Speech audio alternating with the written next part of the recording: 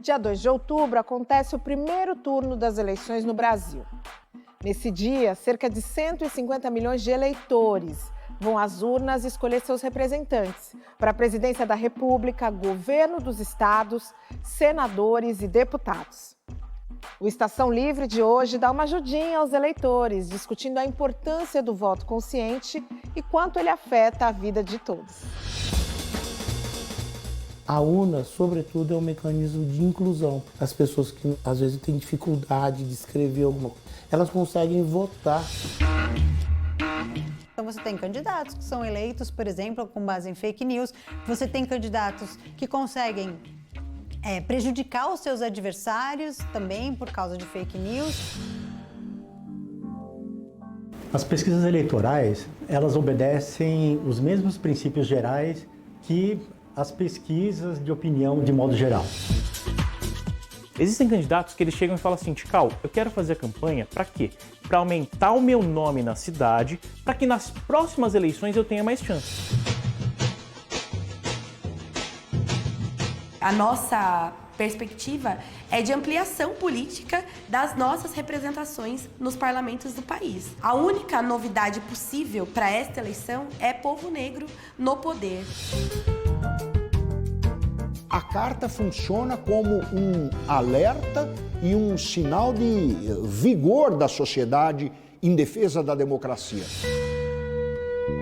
Nós somos a maioria da população brasileira, então nada mais justo do que a nossa democracia, que os rumos políticos do país eles tenham a nossa cara.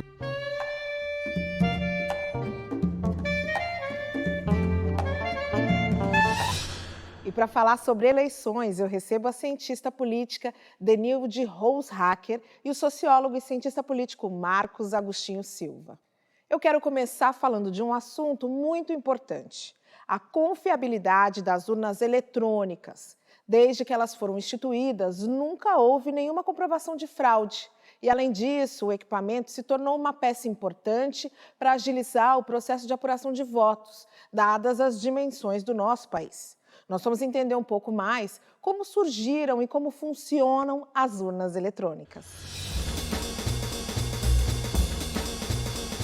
O INPE ele colabora com a Justiça Eleitoral desde 1993. O projeto da urna eletrônica em si, ele foi desenvolvido a partir de 1995. A gente foi convidado pela Justiça Eleitoral para ajudar na informatização da Justiça Eleitoral, que começou a ganhar volume em 93, 94, com a informatização dos cartórios, dos tribunais regionais eleitorais e tudo isso aí. Já em 1996, já surgiu a urna eletrônica, utilizada inclusive em produção, utilizada nas eleições. 30% do eleitorado brasileiro já utilizou em 96 a urna eletrônica. As primeiras urnas elas eram de lona, né? Na verdade, a primeira urna era de madeira. Tinha uma caixa de madeira, uma lona embaixo, tinha um corte em cima onde as cédulas eram inseridas. Havia muito problema de fraude nessa coleta dos votos, ou seja, no voto por cédula, porque às vezes a pessoa entrava e colocava um papelzinho falso na urna de lona e saía com o voto verdadeiro, entregava o voto verdadeiro para ser preenchido fora da sessão eleitoral. Na contagem dos votos, quando você virava a urna de lona em cima da mesa para contar, havia votos em branco. Então, às vezes, o pessoal que estava fazendo a contagem, os escrutinadores, um ou outro mal intencionado, podia preencher o voto lá que estava em branco com um número, com um xizinho no lugar de interesse deles. A aceitabilidade, a recepção da população com relação ao voto eletrônico, que em 2000 o cronograma já não era X cidades, acho que foi 100%. Já em 2000 também a novidade seria o áudio, né? O áudio para deficientes visuais, então foi implantado o áudio. Há 13 anos aqui eu nunca vi nada de fato direito que comprometesse a urna eletrônica nas questões de segurança. A nossa urna, ela trabalha até 14 horas desligada da tomada. E aí a pessoa pode perguntar, mas por quê? Vai faltar energia elétrica? Sim, eu posso ter uma urna eletrônica numa aldeia indígena, eu posso ter uma urna eletrônica no interior da Amazônia. A urna eletrônica, quando ela está em produção lá na sessão eleitoral, ela é totalmente autônoma. Não tem nenhuma conexão de rede, internet, Wi-Fi, Bluetooth, infravermelho, não tem. As únicas entidades que operam é o mesário e o próprio eleitor que está digitando o seu voto. A urna, sobretudo, é um mecanismo de inclusão. As pessoas que às vezes têm dificuldade de escrever alguma coisa, elas conseguem votar na urna, coisa que elas não faziam antes. E ganha quem tiver mais votos. É simples assim.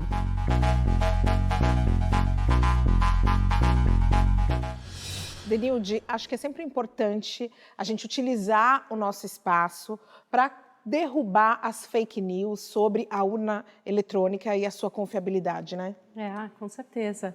É importante a gente entender que é um sistema que já está muito consolidado e, como colocar na reportagem, ela aumenta a inclusão das pessoas, né? As pessoas erravam votar quando tinham que colocar um número, erravam. Então, hoje você garante que todo mundo tem a mesma igualdade quando vai votar e pode expressar a sua posição.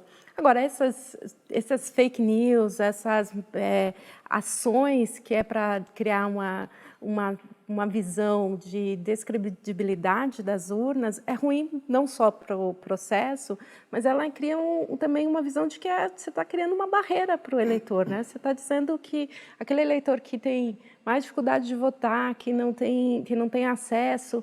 A gente tem urnas eletrônicas em várias partes do país. A gente também tem que olhar também não só a questão de que cria um processo de questionamento da democracia, mas também da inclusão de pessoas no processo eleitoral. Perfeito. Marcos, 2018 já mostrou para a gente a importância das redes sociais no momento de fazer campanha e de se conquistar o eleitor. Agora, nas eleições de 2022, a gente pode dizer que as redes competem ou têm até mais importância do que o horário eleitoral na televisão aberta? Sem dúvida. As redes sociais, elas cumprem um papel fundamental hoje em dia, né? Porque as eleições, a escolha dos candidatos vai muito pelo boca a boca. Por ouvir dizer, ouvir falar, as eleições são muito definidas nas últimas 2 semanas, na última semana. E antes as pessoas consultavam mais os seus amigos, seus parentes. Ainda continuam consultando os amigos e parentes, né, em casa, enfim. Mas essa informação chega pelas redes sociais, chega pelo WhatsApp, chega pelo Facebook. Né? As pessoas não buscam essas informações, chegam até elas. Né? E quando a informação chega, talvez não chega com a qualidade que é mais adequada. Né? E quando não chega com essa qualidade que é adequada, o que a gente pode fazer? Fake news. Será que essa é a eleição da fake news ou essa é a eleição que a gente vai conseguir derrubar as fake news? Não, a fake news ela não vai ser nunca derrubada porque a fake news ela já existe há muito tempo. Antes você, nas vésperas das eleições, você não, né? As pessoas que queriam se beneficiar de uma notícia desfavorável ao seu adversário, faziam um jornal apócrifo, aquele jornal sem assinatura, etc e tal. E hoje não, hoje você lança um vídeo, você tem a Deep Web, que você muda a voz das pessoas com o mesmo rosto e tal. Então, se sofisticou. Agora, o mais importante é que hoje em dia a fake news ela tem como sustentáculo uma organização. Existem organizações, né, muito bem montadas, estruturadas, voltadas com o fim de desvirtuar o processo eleitoral e, em alguns casos, como estamos vendo ultimamente, em manter um governo baseado em fake news. Vamos descobrir um pouquinho mais sobre as fake news. As redes sociais ajudam a transmitir informações rapidamente, mas também abrem espaço para as pessoas mal intencionadas disseminarem notícias falsas ou tendenciosas. E isso é muito perigoso, principalmente em tempos de eleições. Existem maneiras de se proteger de informações adulteradas e a gente foi conferir como é que isso é possível.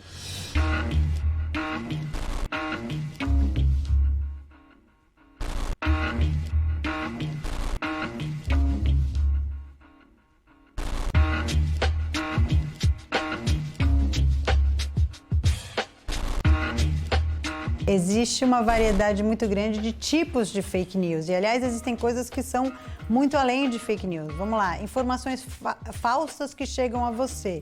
Você pode receber, por exemplo, um meme que é totalmente mentiroso, ou seja, uma coisa que não aconteceu, mas que tem uma frase que diz que essa coisa aconteceu. As fake news quase sempre tentam apelar para a emoção, então, assim, histórias muito esdrúxulas, você tem que desconfiar. E a outra coisa que é muito clara, assim, se uma história é mentirosa, se uma história é falsa, você não vai encontrar ela nos canais mais tradicionais, do que a gente chama de imprensa tradicional. Investigue, vai atrás, busque várias fontes e confie nas fontes que são reconhecidas no mercado ou premiadas, como é o caso da Agência Pública e da TV Cultura. Como combatê-los? Com o crescimento da utilização da internet, as notícias falsas se difundiram rapidamente. Elas são, muitas vezes, manchetes sensacionalistas que podem ter meias verdades, ou seja, um trecho pode até estar correto, mas é apresentado fora de contexto. Você tem deepfake, que é um tipo de tecnologia que faz, por exemplo, a minha imagem aqui, eles mudam no computador eu falando outra coisa. Os deepfakes, eles são vídeos falsos, eles são vídeos que são montagens feitos com base num clipe que é real. E tudo isso é feito por uma inteligência artificial, então tudo processado por uma ferramenta bastante avançada para computador. E basicamente o que ela faz é substituir o rosto de uma pessoa que está nesse vídeo original pelo rosto de outra. Então você treina uma inteligência artificial alimentando ela com dados, né, emprestando arquivos para ela consumir e para ela memorizar e utilizar de alguma forma. No caso dessa inteligência artificial, ela vai fazer o reconhecimento facial e a substituição.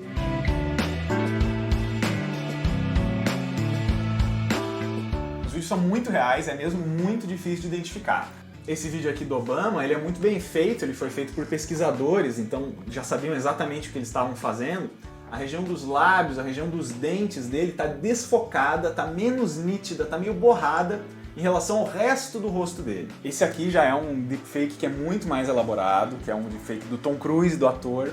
Então a pele do Tom Cruise aqui, ela tá muito borrada. Você percebe ali que ou ele tá sob uma maquiagem muito pesada, que não deve ser o caso, mas sim que foi inserido artificialmente. Mas se você não olha várias vezes, se você não presta muita atenção, isso realmente vai deixar passar.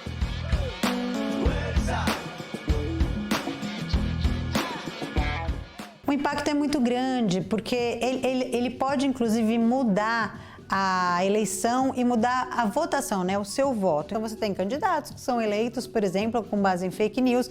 Você tem candidatos que conseguem prejudicar os seus adversários também por causa de fake news. Então você ganha vantagens políticas. Você pode ganhar mais poder, ganhar um mandato ou prejudicar seu adversário.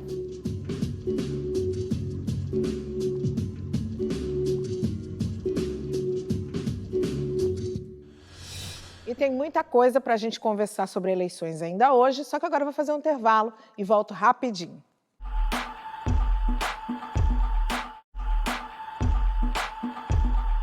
Você já foi consultado por algum instituto de pesquisa sobre a sua intenção de voto em uma eleição? Bom, mesmo se isso nunca aconteceu com você, não é motivo para desconfiar da veracidade de uma pesquisa. E a gente foi ao instituto para saber direitinho como é que funciona uma pesquisa eleitoral e qual que é o grau de acerto dela.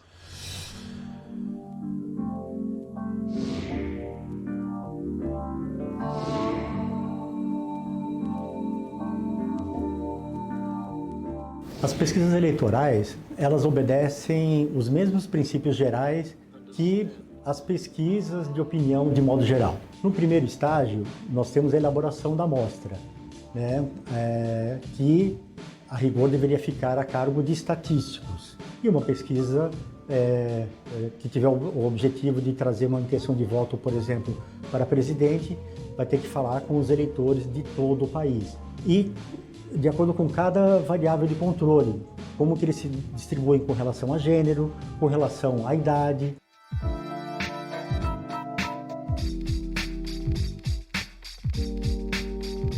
O segundo estágio é a elaboração do instrumento, ou seja, o questionário que vai ser aplicado. Definição das perguntas, o enunciado, como deve ser feito, a ordem dessas perguntas.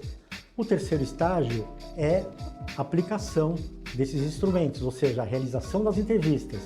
E, finalizado esse processo, temos uma etapa que chamamos de processamento, né, onde essa massa de dados daí vai ser consistida e trabalhada, tabulada, de forma a representar aquelas perguntas, né, de forma percentual. E a quinta e última etapa é a análise desses dados, né, como que eles se apresentam, o que eles representam, o que significam, também de acordo com o planejamento daquele instrumento, daquele questionário. Os dados são enviados para análise e os estatísticos examinam por vários métodos diferentes. Concluindo esse processo, a pesquisa é registrada na Justiça Eleitoral em até 5 dias antes da sua divulgação. Lembrando que toda pesquisa possui uma margem de erro, mas busca-se chegar bem próximo da realidade. Quanto maior a quantidade de entrevistas que eu tenho, maior o detalhamento que eu posso conseguir. Por isso que há todo esse cuidado de você distribuir as entrevistas, né, de acordo com a densidade demográfica, né, de cada região, de cada cidade e de acordo com o perfil com que essa população se apresenta. Você vai fazer uma amostra proporcional à distribuição daquela população por gênero, por idade, por escolaridade, por extrato social, por renda. 2.000 pessoas é um número mais que suficiente para representar uma população, seja a população de uma cidade, de um estado ou mesmo do país.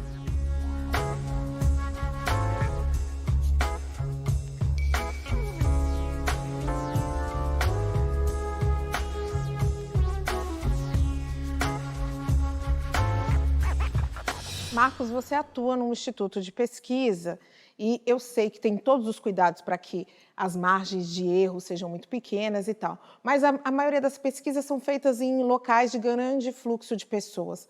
Pode ser que a escolha do local mascare em algum momento algum resultado? Olha, o que foi dito na reportagem é muito importante, né? Sobretudo a última parte que ele diz, que é a questão da distribuição da amostra. Quando eu falo em pesquisas, né, para as pessoas que não têm um conhecimento de como é feita a pesquisa, o que é uma amostra, a gente sempre usa o exemplo do bule de café, né? Então, para você saber que se o bule de café está totalmente adoçado, você não vai beber o bule de café inteiro. Você vai pegar uma colherinha de café, vai pôr ali na palma da mão, você vai provar. Então, essa distribuição da amostra significa justamente você pegar essa quantidade de entrevistas que você escolheu e colocar nos vários lugares. Você tem que representar, a capital de São Paulo, por exemplo, você tem que estar lá, tem que ter representação de Parelheiros, mas tem que ter também da Vila Maria, em todos os lugares. E de maneira proporcional, como ele diz que é do IBGE, né? Então, se tem 53,4% de mulheres, a amostra tem que ser proporcional às faixas etárias e assim por diante, porque cada um pensa de um jeito, mulher de um jeito, homem de um jeito, e também as faixas etárias. O comportamento vai mudando, Exatamente. Né? Denilde, e a pesquisa, você acredita que ela tem mais influência no voto útil ou no voto dos indecisos? Olha, ela tem bastante influência, né? A gente vai acompanhando e não se gastaria tantos recursos das campanhas se elas não fossem importantes para a decisão. Acho que ela tem um momento das pesquisas que é para definir a estratégia da campanha. E aí ela vai, um pouco, como eu vou conhecer o comportamento do eleitor, nas suas mais diversas diferenças e segmentos, eu consigo criar mensagens, desenvolver a forma como um candidato se coloca, considerando essas pesquisas. E para o eleitor, ela é uma sinalização, primeiro, saber como que os outros eleitores estão vendo aquela campanha, né? Como que cada candidato está posicionado frente às percepções dos outros. Então, ela também é uma forma de conhecer o que os outros pensam sobre aquele candidato e um pouco entender a dinâmica da eleição. Então, ela vai ter um papel importante numa eleição muito acirrada para os indecisos. Porque aí ele vai olhar, e aí no eleitorado brasileiro há uma característica muito forte. O eleitor brasileiro tende a acompanhar os resultados, e aí na reta final, como o Marcos falou, ele fala assim, olha, aquele candidato tem mais chance de ganhar. Então aí ele pode decidir. Então, no fundo, é uma posição que afeta tanto o voto útil, quanto é uma sinalização para o que os eleitores propriamente mais indecisos também vão utilizar. E tem também aquele momento em que o eleitor vai falar, eu não quero que determinado candidato ganhe. Então, eu vou fazer a estratégia do meu voto, tentando dar peso para que candidatos que parecem que não estão tão bem nas pesquisas ganhem força e possam se contrapor. Então, o eleitor usa as pesquisas de forma muito diferente, dependendo da dinâmica eleitoral como um todo. E você falou de marketing político, que é uma ferramenta importante para alavancar as candidaturas. Antes, as campanhas eram baseadas nos programas eleitorais em rádio e TV e na comunicação direta, ali no corpo a corpo, nas ruas. Hoje em dia, já as redes sociais é que representam mais uma frente que não pode ser ignorada. A Tical Comunicação é uma agência de comunicação completa que atua tanto com empresas privadas como também a marketing político.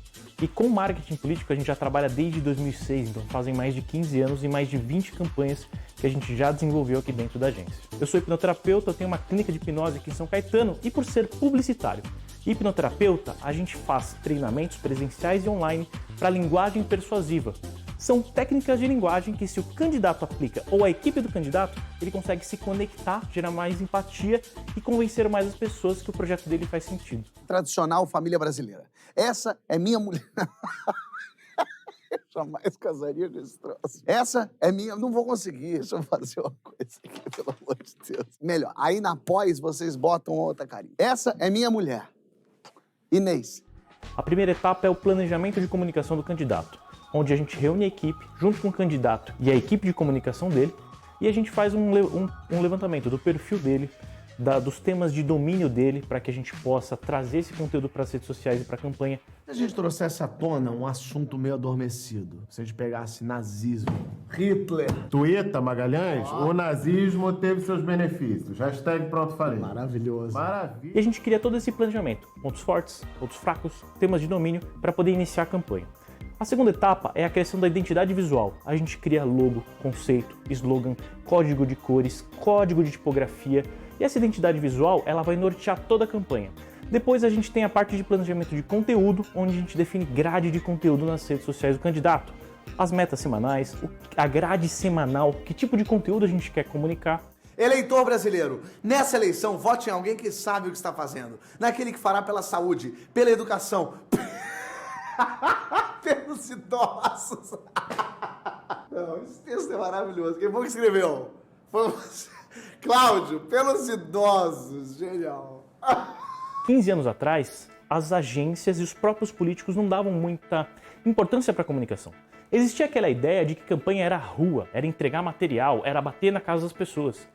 Tudo foi evoluindo, a tecnologia foi evoluindo e as redes sociais foram ganhando um papel de protagonista nisso. Eu acredito até que não muito longe a gente vai ter, por exemplo, eventos onde o candidato vai estar por holografia ali, se ela estivesse lá. Então, no mesmo dia, um candidato pode, por exemplo, fazer centenas de reuniões como essas, estando num único lugar, sem ter que se deslocar. Eu acredito que a gente não está muito longe desse futuro, eu não sei se 10 anos ou um pouquinho mais, mas que a tecnologia imersiva veio para ficar, isso é fato. Marcos, o que você achou? Treinamento de candidatos? Olha, é o seguinte, até pode funcionar em alguns casos, só que não dura muito, né? Porque não se sustenta, não é só marketing. Você tem que ter uma inserção, você tem que ter uma participação de fato. O político tem que construir um trabalho de fato. Então, é evidente que as redes sociais, o trabalho do marketing profissional é extremamente fundamental. As cores, o posicionamento, a linguagem, enfim, é fundamental. Só que ainda o analógico é importante. O eleitor, ele quer o contato, o eleitor, ele quer o carinho. O eleitor, ele usa a eleição para saber o seguinte: eu vou te dar um voto, eu vou te dar uma vida boa pra caramba, você vai ter que vir aqui mentir para mim, eu vou ter que olhar no teu olho e até te xingar se você aceitar. Mas é necessário isso. E as redes sociais, ela alimenta e reproduz um pouco o que está na rua, né? E ele pode até enganar uma vez, mas 2, 3 não consegue enganar. O eleitor quer o corpo a corpo na rua, Denilde, é isso? Eu acho que ainda assim é importante ter esse contato com o eleitor, né? Eu acho que as redes sociais, elas são importantes, o envio de mensagens, né? Criação de grupos para envio de mensagens tem ganhado peso, tem muito peso para o eleitor também, porque aí ele troca, existe aí um viés de confirmação quando eu recebo, né? E isso a gente já tinha com os santinhos, tem agora pelo WhatsApp. Eu recebo uma propaganda eu sei que eu estou recebendo de pessoas que eu conheço, isso reafirma a minha ligação com o candidato. Mas o candidato tem que conversar, ele tem que, como tem que mostrar volume na rua, tem que ter gente na rua para mostrar aquele peso, né? Aquela coisa de corpo, que ele de time, né? E que ele tem apoiadores, né? Porque senão fica parecendo que ele não tem apoiadores. Então, se estar na rua significa também mostrar visibilidade. E acho que isso ainda é muito importante para as eleições no Brasil. Pode ser que em alguns anos a gente tenha um peso diferente por uma questão da tecnologia, do processo, e porque os jovens também estão mais habituados a terem essa relação com a tecnologia diferente. Então, acho que a questão geracional pode ser que mude, mas ainda a gente vê a campanha na rua sendo importante para os candidatos. Ainda tem muito assunto aqui para a gente conversar depois do intervalo, só que antes quero deixar vocês com a voz das ruas, porque a gente foi saber o que as pessoas esperam dos seus candidatos. De um candidato, no geral, de forma mais genérica, eu espero, obviamente, muito compromisso. O que eu espero é que ele cumpra com o que ele está dizendo, né? A partir do momento que ele se candidata e ele apresenta as suas propostas, ele tem que cumprir com as propostas dele no seu mandato. Espero que eles investam bastante em educação, saúde e segurança, que tenham propostas limpas, que prezem uma batalha grande contra a corrupção. Além da experiência, eu acho que eles têm que ter legitimação, que é fazer o que eles realmente falam que vão fazer. Eu acho que é importante que os candidatos tenham conhecimento, tenham propostas boas. Acho que é importante que eles acreditem na ciência. Eu acho que é importante que eles tenham propostas que fazem bem para a população no geral. Presidente, deputados, seja o que for, ele está ali para ajudar a governar toda a população e não só uma parte. Então, creio eu que ele precisa de propostas, precisa de ações que ajudem todo o país. Acho que mais competência, mais especificação no cargo, conhecimento da área que vai atuar e principalmente empatia com quem que eles vão cuidar. Ver o que a gente não vem vendo nos últimos anos, principalmente, né? Então, consolidação política, pessoas que realmente estejam comprometidas com o futuro do nosso país.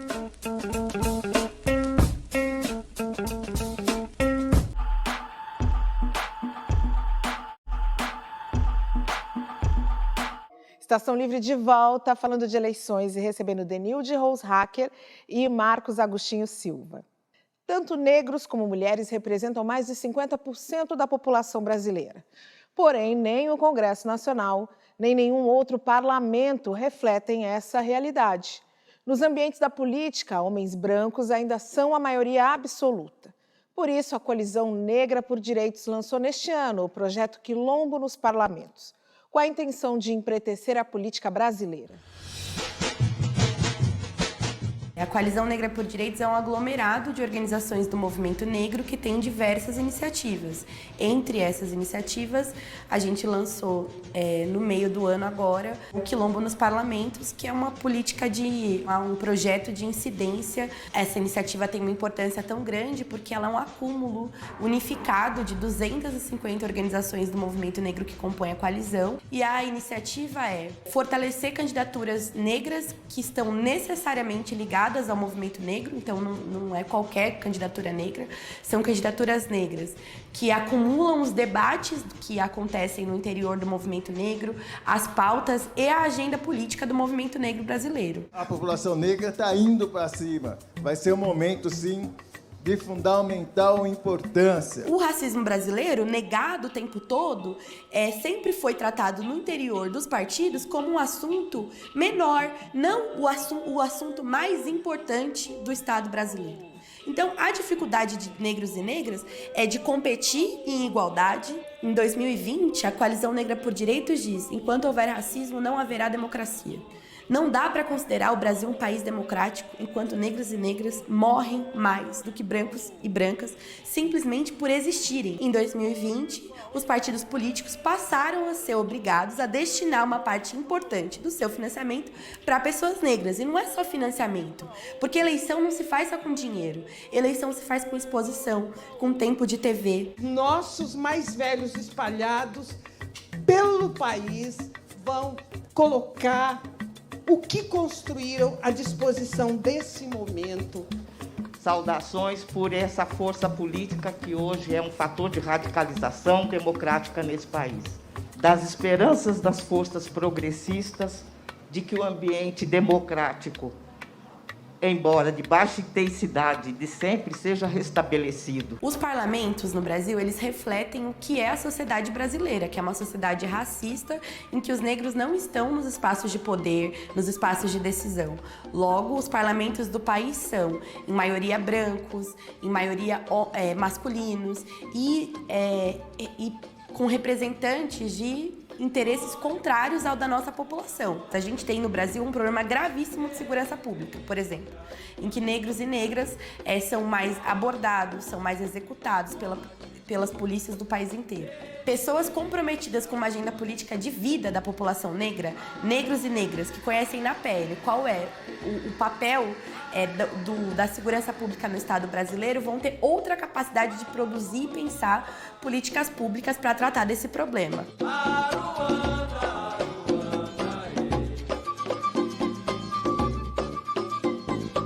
O que a gente pode dizer é que o movimento negro no último período, ele ganhou debates muito importantes na sociedade brasileira. As cotas raciais, a autodeclaração da população negra, uma necessidade de discutir a violência policial, uma necessidade de discutir a vida das mulheres negras. A nossa perspectiva é de ampliação política das nossas representações nos parlamentos do país. A única novidade possível para esta eleição é povo negro no poder. Chega! Está na hora da gente assumir o nosso papel no parlamento, em todos os espaços. Portanto, espada em todos que nos impedirem. Salve! É 4P, poder para o povo preto, para o povo preto. É 4P, poder para o povo preto, para o povo preto. Denilde, tem uma pesquisa do INSPER que revela que os valores de campanha arrecadado para candidatas mulheres e candidatos negros geralmente são inferiores. E aí a gente tem, então, o Fundo Especial de Financiamento de Campanha do TSE tomando algumas medidas para que esse abismo seja menor. Do que nós estamos falando especificamente? Olha, estamos falando especificamente que os partidos precisam fazer uma distribuição de recursos de forma igualitária entre pessoas que se declaram brancas e pessoas que se declaram negras. Tá? Então, essa é uma das medidas. A outra medida, a gente tem uma cota para as mulheres candidatas, em que o partido tem que garantir 30% de financiamento para as candidaturas de mulheres. Então, o que o TSE buscou fazer? Criar condições para que os partidos distribuam os recursos para as candidaturas que são as que mais têm dificuldades. Só que a gente tem que lembrar que essa continua sendo uma barreira, porque a decisão é do partido.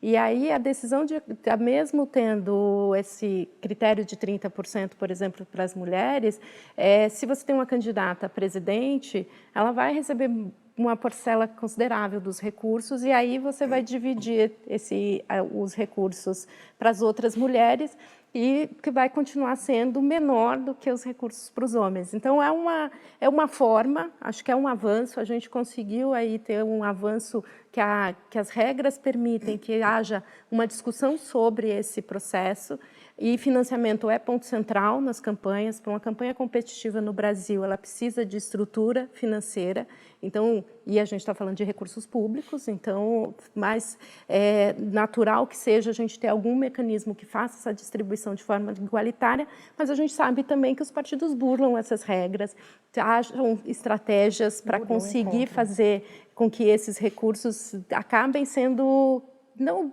de certa forma, eles acabem sendo restritos para quem vai ser... Para determinados candidatos. Para determinados candidatos que já seriam eleitos porque já são mais conhecidos, porque são candidatos para reeleição. Então, ainda há um debate muito forte e uma pressão muito forte do TSE para que, de fato, isso aconteça. Acho que é um papel também da sociedade. A gente está falando aqui qual o papel da sociedade. Acho que esse é um papel da sociedade impressionar também os candidatos e os partidos. Marcos, desde 2014, quando começou a autodeclaração de raça dos candidatos, que não se tinha uma representação tão grande de candidatos se auto-identificando como negros. Tem uma máxima de que talvez eleitores negros não votem em candidatos negros. Isso é real? O Instituto Mais Pesquisa, o qual dirijo há 23 anos, tem feito algumas pesquisas voltadas para esses segmentos, população LGBTQIA+, populações periféricas, enfim. E fizemos uma pesquisa para saber se negro vota em negro. Perguntamos para brancos e negros. Dentre os negros, 79% diz que sim, negros votam em negros. 71% dos brancos disseram que sim, negros votam em negros. Dentre aqueles que disseram que negros votam em negros, tem a motivação. Por que votam? Né?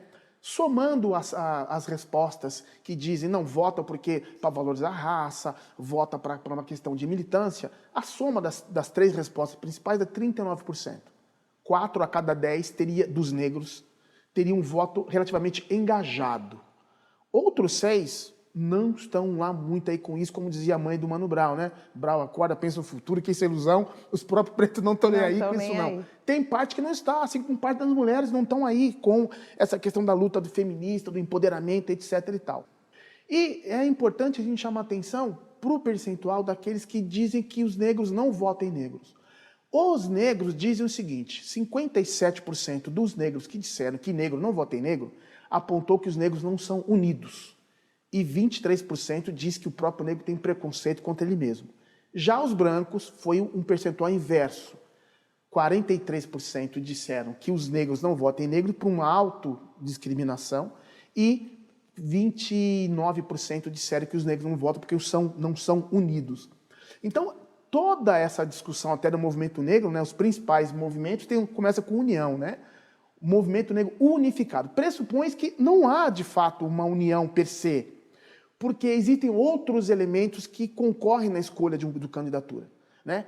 Então, outros elementos, nesse momento agora, nós temos a Vera Lúcia, que é negra, e nós temos outro candidato também da UP, que é negro. Leonardo. Só que o eleitor negro, temos dados também a respeito disso, ele está olhando para outra situação. Olha, ok, mas aquele que mais tem condições de dar um up aí, de voltar a gente sentir o cheirinho da picanha, como diz, usando a linguagem hipnótica, né? Não é esse, é um candidato branco. Não que ele não se preocupe com essa questão. Por outro lado, há o crescimento das candidaturas coletivas dentro do campo da esquerda, onde 50% das candidaturas coletivas são de mulheres e mulheres negras e negros periféricos, já começa a cavar um outro sinalzinho, né? Mostra então, um outro caminho. Um outro caminho que vai se somando às ações legais do TSE, que vai se somando à militância e vai criando esse caldo também. É um caminho lento, mas esses 4 a cada 10 começam a fazer um barulho e começam a preocupar. No dia 11 de agosto, na Faculdade de Direito do Largo São Francisco, em São Paulo, aconteceu um evento em defesa da democracia, com a leitura da Carta às Brasileiras e aos Brasileiros em defesa do Estado Democrático de Direito. O evento fez referência a outro momento marcante que aconteceu ali no mesmo lugar, em 1977, e defendeu o fim da ditadura militar. Chamamos de ditadura o regime em que o governo está separado da sociedade civil. Ditadura é o regime em que a sociedade civil não elege seus governantes e não participa do governo. A Carta aos Brasileiros de 1977 teve uma enorme importância para o processo de redemocratização do Brasil. O Brasil vivia, nos anos 70, numa ditadura.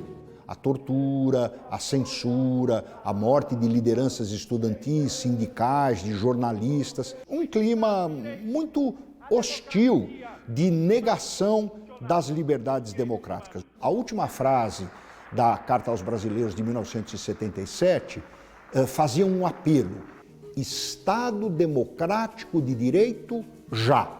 Ditadura é o regime em que o poder não emana do povo. Ditadura é o regime que castiga seus adversários sem ouvi-los. Agora nós temos ameaças, mas ameaças muito sérias, né? Ameaças de descumprimento de decisões dos tribunais superiores, ameaças contra o Tribunal Superior Eleitoral, fake news com relação ao sistema eleitoral e às urnas eletrônicas, enfim. Agora não. Agora nós temos o Estado Democrático de Direito. E a frase final, parafraseando a Carta de 77, é em defesa da continuidade do Estado Democrático de Direito. E ela diz: Estado Democrático de Direito sempre. Em vigília cívica contra as tentativas de rupturas, bradamos de forma uníssona: Estado Democrático de Direito sempre. A Carta funciona como um alerta e um sinal de vigor da sociedade em defesa da democracia. Nós estamos unidos aqui para repetir um ato que houve há 45 anos atrás, quando não havia democracia no Brasil, quando a gente estava querendo a democracia. Agora a gente está aqui para dizer que a gente não abre mão da democracia, que a gente precisa avançar. E a importância da gente ter voz, né? Da gente ter direito ao voto, ter direito à democracia. Queremos a democracia dos povos, a democracia de todos os povos e todos os povos na democracia. A democracia está sendo atacada cruelmente, com muita perversidade, com muita manipulação, muita mentira, falsidade. Isso significa que o Brasil acordou, né? Que o povo brasileiro começou a sentir a falta da democracia, né? E a volta da ditadura. E estar aqui hoje é um ato de resistência para que podemos pensarmos em formas de lutar para trazer de volta a democracia e o direito constitucional do povo. Significa que o povo está vivo, que o povo não está morto, que a democracia está no coração do povo e o povo quer liberdade, verdade e justiça.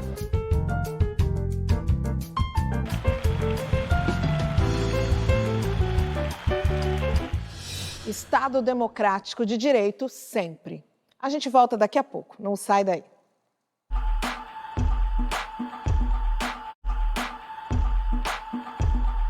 Estação Livre de volta e preparando você para as eleições que acontecem daqui a 2 semanas e recebendo aqui a Denilde Roushacker e Marcos Agostinho Silva.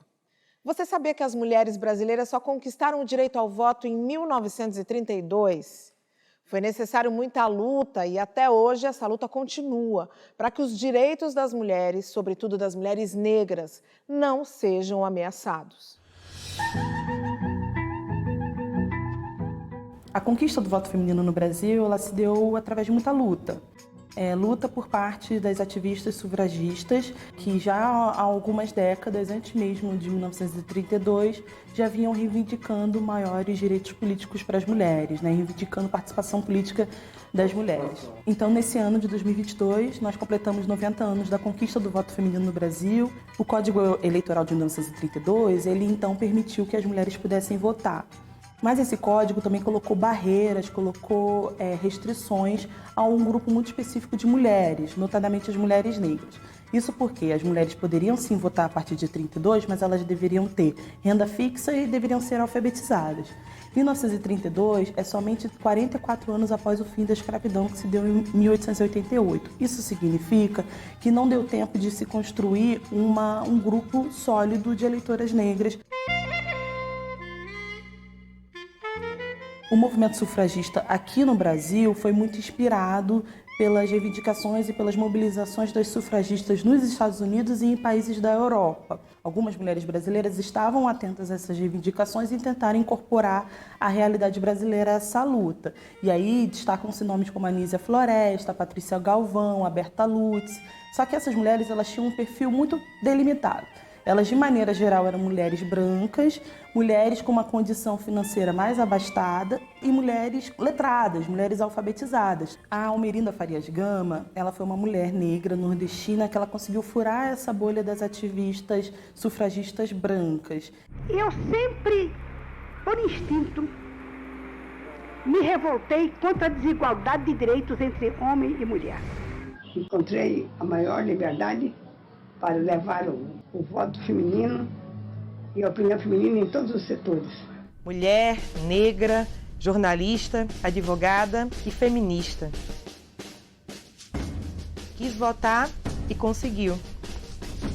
E conseguimos com isso fazer com que a mulher tivesse o mesmo direito que o homem no campo político como no campo científico. As mulheres no Brasil são a maioria da população brasileira, né? Nós hoje representamos 52% da população.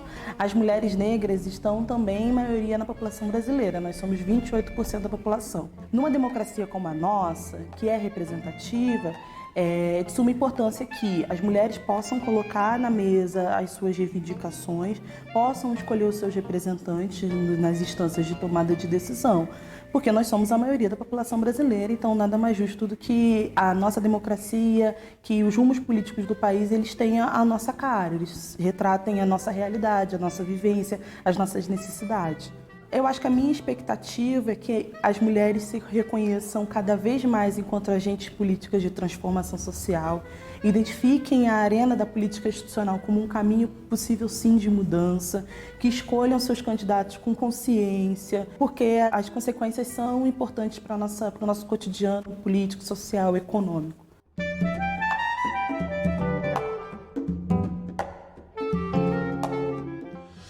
Bom, como disse a Gabriele, nada mais justo do que os rumos políticos do Brasil tenham a nossa cara.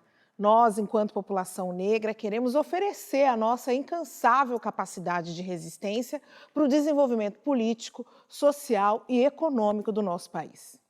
Eu quero agradecer Marcos e Denilde, quero deixá-los com a possibilidade de considerações finais. Olha, eu agradeço muito o convite, né? Um prazer estar aqui com a Denilde, já conhecia ela dos outros programas aqui da TV Cultura, já assistia também o Estação Livre, e eu deixo aqui uma mensagem para os eleitores e eleitoras do Brasil, né? Que saibam escolher e não existe outra forma a não ser pesquisar a vida, o trabalho realizado por esses candidatos. E eu digo uma coisa, é muito importante escolher deputados, senadores, deputados federais e deputados estaduais. É o menor índice de escolha espontânea nesse momento. Então, para presidente já está bem definido, para os governos relativamente, mas para deputado eu pediria que tivesse uma atenção bem especial. É muito importante a escolha dos deputados. Denilde? Eu também agradeço, um prazer estar aqui com o Marcos, com você. E eu acho que a mensagem é que é uma eleição muito importante. É uma eleição em que a gente está reafirmando o nosso processo democrático e a participação ela é essencial nesse momento. Então, se você está meio em dúvida, pensa se vai para a praia no dia da eleição, vai votar porque o seu voto vai contar e vai fazer muita diferença. Então, acho que essa é uma mensagem que a gente tem que reforçar a democracia nesse país e quanto mais participação, quanto mais diversidade a gente tiver nas nossas escolhas, vai ser melhor para todos, porque a gente vai ter políticas que vão refletir os nossos interesses. Estação Livre vai ficando por aqui. Acesse as nossas redes para dar sua opinião, sugerir assuntos e acompanhar todo o nosso riquíssimo conteúdo. Semana que vem a gente volta. Tchau!